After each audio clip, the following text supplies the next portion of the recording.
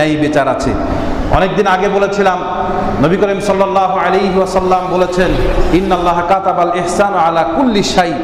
আল্লাহ রাব্বুল আলামিন প্রত্যেকটি প্রাণীর জন্য ভালোবাসা আমার আপনার সবার জন্য ফরজ করেছেন, সবার জন্য।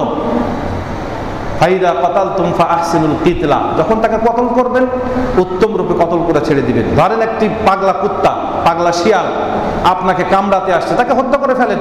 সমাজের ক্ষতি করছে, তাকে শেষ করে ফেলেন। বাঘ এসেছে, শেষ করে ফেলেন। সাপ মারবেন, এটাই ঠিক, কিন্তু সাপ মেরে গলায় রশি বেঁধে রাস্তায় রাস্তায় ঘোরাবেন এই সুযোগ নাই, সঙ্গে সঙ্গে মেরে শেষ করে দিবেন। ওয়াইদা যাবাহতুম ফাআহসিনুদ যিবাহা, যখন তাকে জবাই করবেন সুন্দর রূপে জবাই করেন, সুন্দর রূপে। আর ফালইউহিদ্দা আহাদুকুম শাফরাতাহু ওয়ালিউরিহ যাবিহাতাহু, মুসলিম শরীফের হাদিস। নবী করিম সাল্লাল্লাহু আলাইহি ওয়াসাল্লাম বলছেন, যখন কাউকে কোনো কিছু জবাই করার হয়, সেটা পশু, কোরবানি হোক বা অন্য প্রাণী হোক, জবাই করার প্রয়োজন হয় উত্তম রূপে জবাই করে দাও। আর হ্যাঁ, জবাই করার পূর্বে তোমার ছুরিটা ধারালো কিনা তা পরীক্ষা করে নাও, যাতে সুন্দরভাবে জবাই করা যায়। আমাদের অনেকের মধ্যে জবাই করছি, গলা কাটছি, গলা কাটার পরে আবার খোঁচাখুচি করছি। এই খোঁচাখুচিটা স্পর্শকাতর একটি ব্যাপার। আপনি গলা কাটবেন, ছেড়ে দিবেন, জীবন বেড়াতে তো একটু সময় লাগেই, 10 মিনিট 15 মিনিট অপেক্ষা করেন।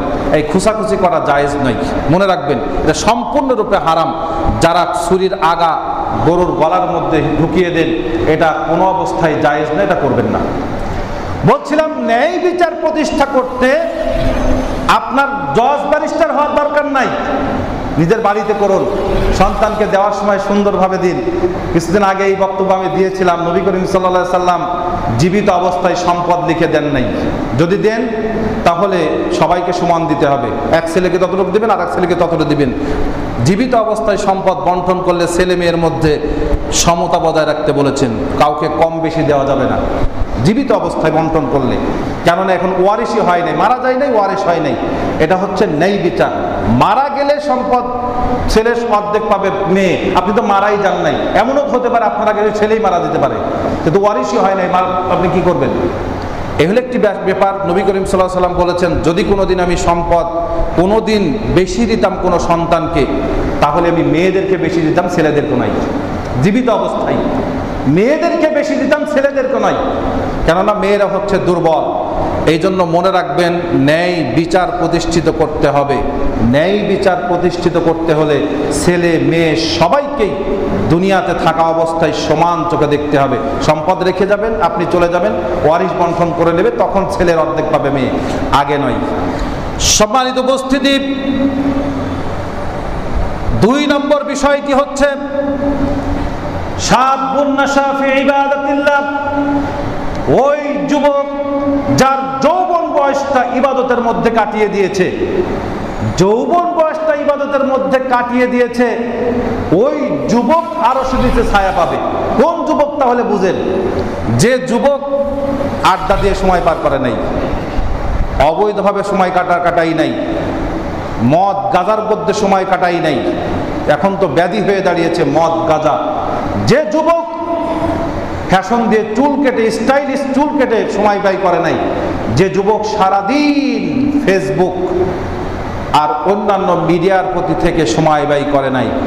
আমি এই কারণেই বলছি, ছেলেদেরকে অ্যান্ড্রয়েড সেট কিনে দিয়েছেন, কত বিপজ্জনক অবস্থায় আমরা পৌঁছে গেছি আপনি নিজে দেখবেন। যুবকদেরকে বলছি, আপনি মারা যাবেন, এখন মারা যাবেন আর তখন যাবেন, বৃদ্ধ হয়ে মারা যাবেন, এটা কিন্তু শিওর নয়। আজকেও মারা যেতে পারেন। অনেক যুবক যাচ্ছে আমাদের মধ্যে। আল্লাহ সুবহানাহু ওয়া তাআলা আমাদেরকে এই মরণকে ভয় রেখে মরণকে সুন্দরভাবে মরণের প্রস্তুতি গ্রহণ করার তৌফিক দান করুন। আর সর্বক্ষেত্রে আমাদের জীবনের যাতে হিসাব দিতে পারি, এই হিসাব দেওয়ার জন্য আমরা প্রস্তুতি গ্রহণ করে রাখতে পারি। বাকির আলোচনা নিয়ে আসছি যুবকদের নিয়ে আগামী সপ্তাহে ইনশাআল্লাহ। আল্লাহ সুবহানাহু ওয়া তাআলা যদি আমাকে তৌফিক দান করেন। সুবহানাকাল্লাহুম্মা ওয়া বিহামদিকা আশহাদু আল্লা ইলাহা ইল্লা আনতা আস্তাগফিরুকা ওয়া আতুবু ইলাইক।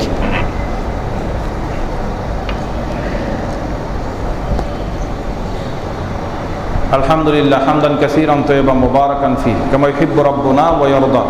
আশহাদু আল্লা ইলাহা ইল্লাল্লাহ ওয়া আশহাদু আন্না মুহাম্মাদান আবদুহু ওয়া রাসূলুহু। আম্মা বা'দ, ফাইন্না খায়রাল হাদীসি কিতাবুল্লাহ وخير الهدي هدي محمد صلى الله عليه وسلم وشر الأمور محدثاتها وكل محدثة بدعة